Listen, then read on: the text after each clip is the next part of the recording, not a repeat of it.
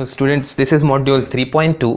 इसमें हम लोग बल के बारे में थोड़ा डिटेल से पढ़ेंगे, विभिन्न प्रकार के बलों के बारे में जानेंगे और थोड़ा सा घर्षण के बारे में पढ़ेंगे। So let's start with question number 1। निम्नलिखित में से कौन संपर्क बल का उदाहरण नहीं है? संपर्क बल इंग्लिश में कॉन्टैक्ट फोर्स बोलते हैं। ऑप्शंस आर घर्षण बल, उत्प्लवन बल, गुरुत्व बल, मांसपेशीय बल। तो कुछ बल ऐसे होते हैं जिनको एक्सर्ट करने के लिए, लगाने के लिए फिजिकल कांटेक्ट की ज़रूरत पड़ती है, और कुछ बल ऐसे होते हैं जो दूर से ही कार्य करते हैं। तो इस आधार पर बल को दो भाग में बांटा जाता है, संपर्क बल और असंपर्क बल, इंग्लिश में contact forces and non contact forces. तो यहाँ पर कौन है जो संपर्क बल का उदाहरण नहीं है? तो गुरुत्व बल। इस गुरुत्व बल यानी ग्रेविटेशनल फोर्स के लगने के लिए कांटेक्ट की जरूरत नहीं होती है। गुरुत्वाकर्षण बल दूर से ही कार्य करता है, जैसे पृथ्वी और सूर्य के बीच का गुरुत्वाकर्षण बल, पृथ्वी और चांद के बीच का गुरुत्वाकर्षण बल, जितने भी आकाशीय पिंड हैं सब एक दूसरे को दूर से ही गुरुत्वाकर्षण बल से आकर्षित करते हैं। इसके लिए कांटेक्ट की जरूरत नहीं होती है। बाकी घर्षण में कांटेक्ट की जरूरत है। उत्प्लवन बल यानी जब एक आप वस्तु को किसी तरल यानी लिक्विड या गैस में डालते हैं तो उसमें एक बल लगता है, ये दूर से नहीं लग सकता। और मांसपेशीय बल भी एक कॉन्टैक्ट फोर्स का एग्जाम्पल है, जो आप अपने मसल्स के थ्रू एक्सर्ट करते हैं। आप हाथ से किसी चीज़ को धक्का लगाते हैं तो ये कैसा बल है? मांसपेशीय बल यानी मस्कुलर फोर्स है। नेक्स्ट इज, निम्न में से कौन असंरक्षी बल है? गुरुत्वाकर्षण बल, स्थिर विद्युत बल, घर्षण, चुंबकीय बल। तो घर्षण एक असंरक्षी बल है। नाउ ये संरक्षी और असंरक्षी बल क्या होते हैं?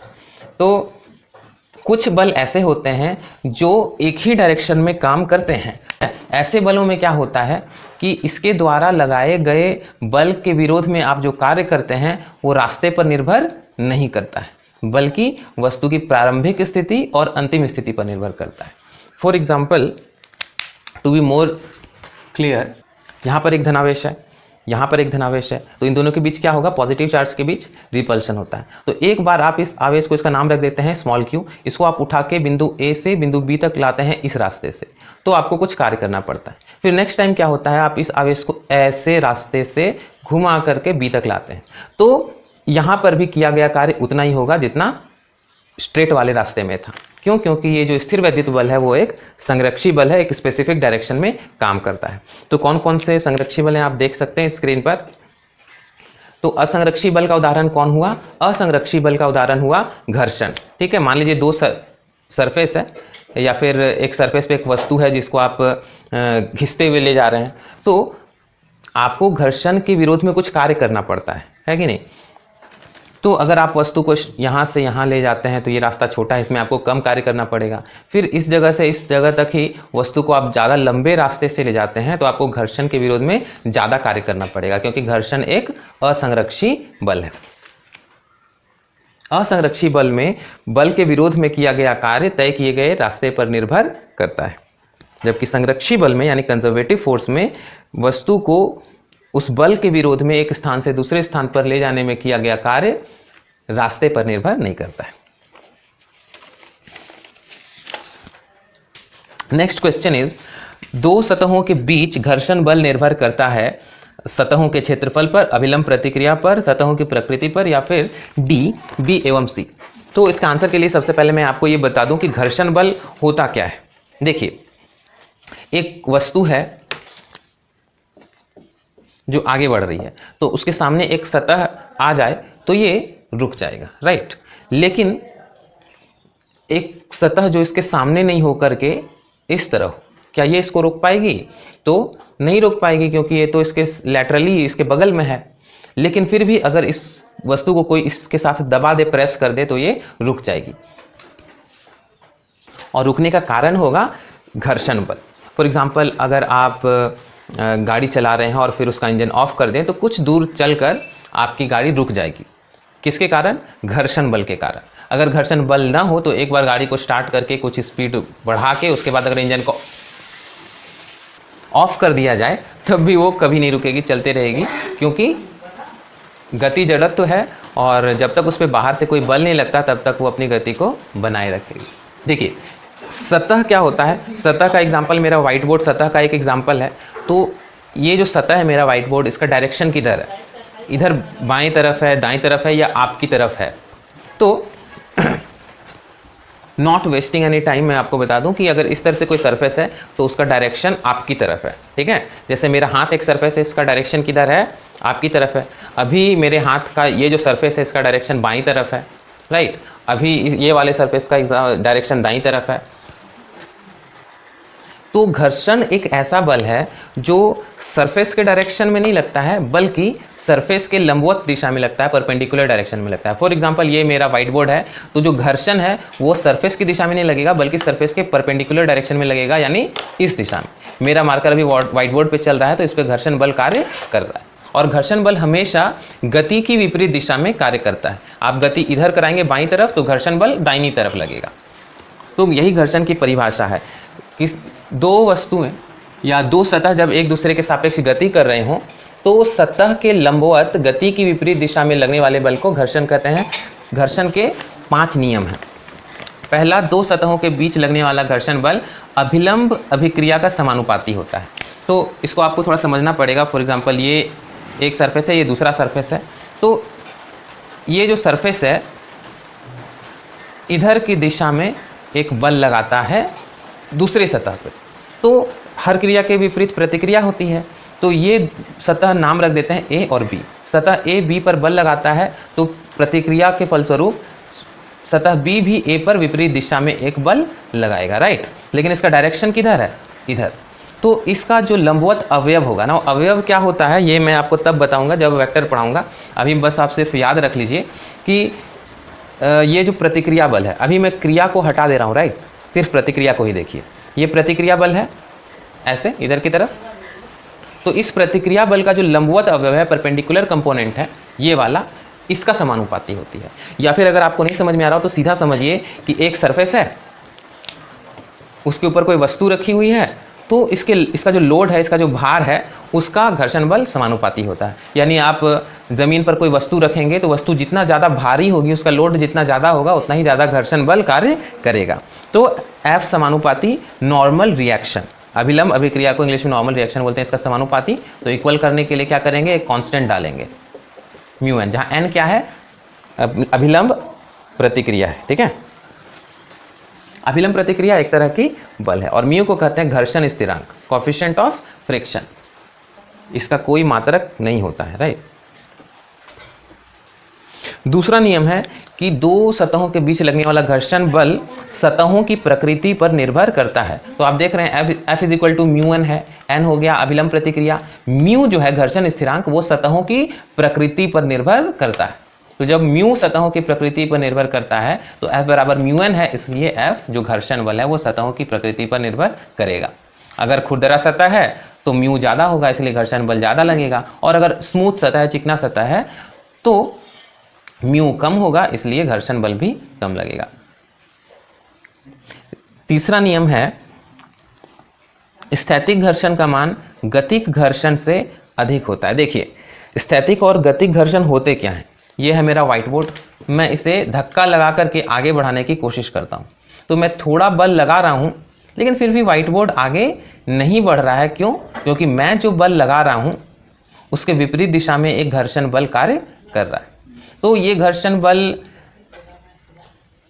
क्या कर रहा है कि वस्तु को गतिशील होने से रोक रहा है। वस्तु अभी गतिशील हुई नहीं है, राइट। तो जब वस्तु गतिशील नहीं हुई हो, स्थिर अवस्था में हो, तो जो घर्षण बल उसकी गति को रोकने की कोशिश करता है उसको बोलते हैं स्थैतिक घर्षण।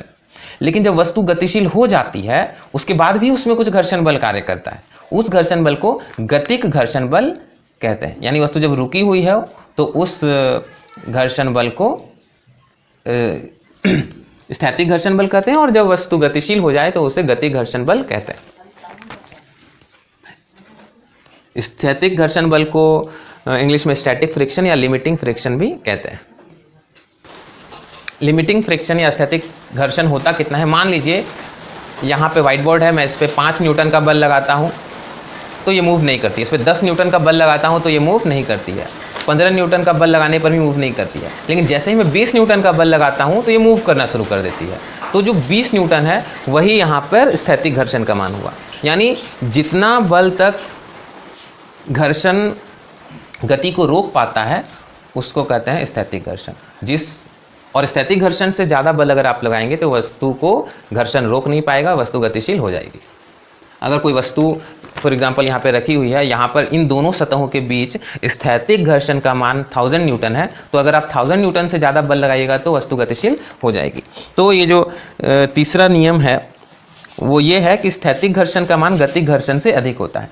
फॉर एग्जाम्पल जब वस्तु रुकी हुई है तो यहाँ पे स्थैतिक घर्षण बल का मान 1000 न्यूटन है। जब धक्का लगाकर वस्तु को गतिशील कर देंगे तो गतिशील होने के बाद जो घर्षण बल लगेगा वो 1000 न्यूटन से कम होगा, स्थैतिक घर्षण के मान से कम होगा। और चौथा नियम है कि गतिक घर्षण यानी वस्तु के गतिशील होने के बाद जो घर्षण बल लगता है वो वस्तु के वेग पर निर्भर नहीं करता है।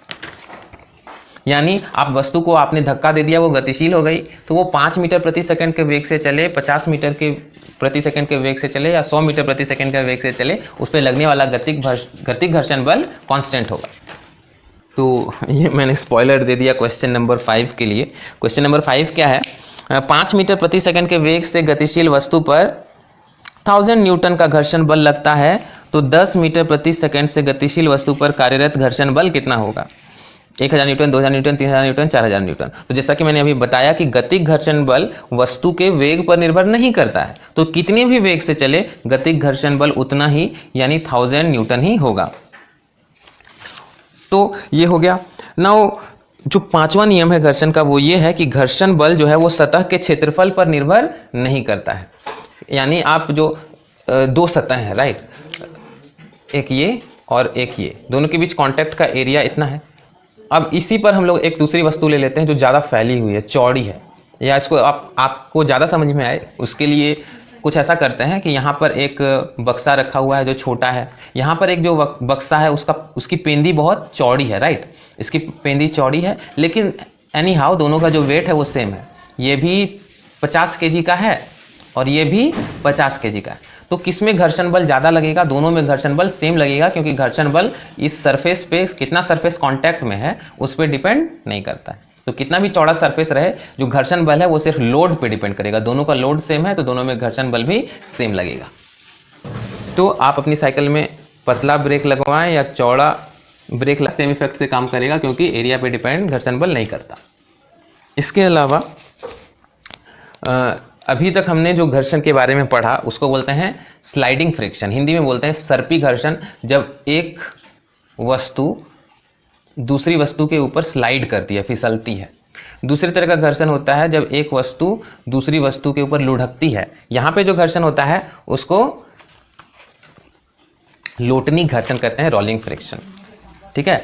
तो किसी भी दो सतह के बीच जो लोटनी घर्षण होता है वो सर्पी घर्षण से कम होता है।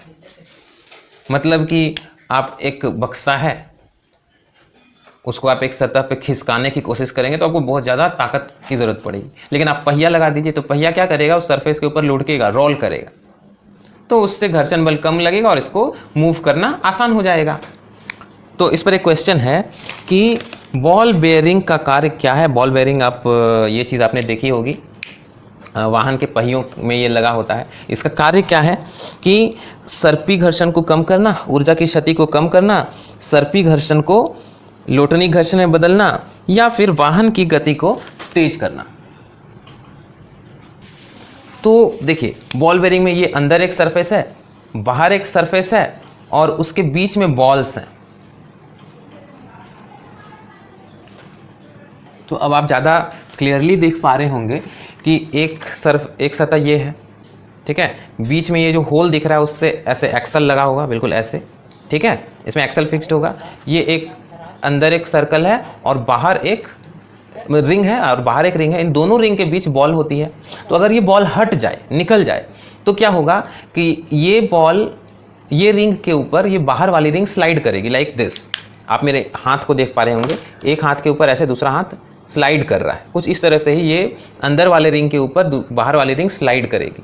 तो ये हो जाएगा स्लाइडिंग फ्रिक्शन, जो कि काफ़ी ज़्यादा होता है। और अगर उसके बीच में बॉल्स डाल देंगे तो इन दोनों का कांटेक्ट हट गया और बीच में क्या है, बॉल्स जो है वो रोल कर रहे हैं, लुढ़क रहे हैं। तो क्या हो गया, अब स्लाइडिंग फ्रिक्शन रोलिंग फ्रिक्शन में बदल गया। यही काम बॉल बेयरिंग का होता है कि सर्पी घर्षण को लोटनी घर्षण में बदल दे ताकि घर्षण का मान कम हो जाए। तो ऑप्शन सी इज करेक्ट। जो 7वां क्वेश्चन है, स्प्रिंग का प्रत्यानयन बल समानुपाती होता है स्प्रिंग की लंबाई का, स्प्रिंग के फेरों की संख्या का, स्प्रिंग के विस्थापन का या स्प्रिंग के तापमान का। तो जब आप स्प्रिंग को खींचते हैं या स्प्रिंग को दबाते हैं तो स्प्रिंग जो है आपके द्वारा लगाए गए बल के विरोध में एक बल लगाती है। फॉर एग्जाम्पल, आप अगर स्प्रिंग को खींचते हैं तो आपको एक स्प्रिंग की भी ताकत का अनुभव होता है।